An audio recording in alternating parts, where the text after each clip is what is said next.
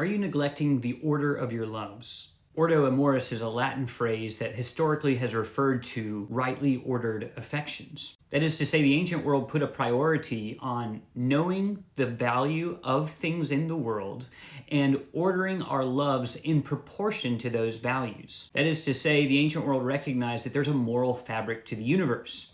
And part of that moral fabric means things have certain inherent values. And if we want to live wisely in this world, our loves ought to correspond to those values rightly and be put in proper order. Another way to say it is it's been called a hierarchy of loves. And that which is most excellent ought to be loved most. And that which is less than excellent ought to be loved less than that which is greatest. This is why we might say the measure of a man is his treasure.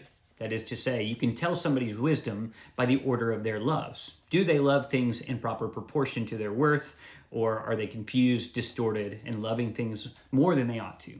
Of course, all of this begs the question, what is supremely good that ought to be loved above all else? And that's where Christianity, as Christ summarizes the law, says that the greatest commandment is to love God, to love him above all, before all, because he is that which is eternally excellent. And thus to have rightly ordered affections means to begin with God as our greatest treasure, and thus everything else falls into place. In other words, part of what's fundamentally wrong with the world is these rightly ordered loves have been disordered. Namely, sin causes us to put that which is created over the Creator himself.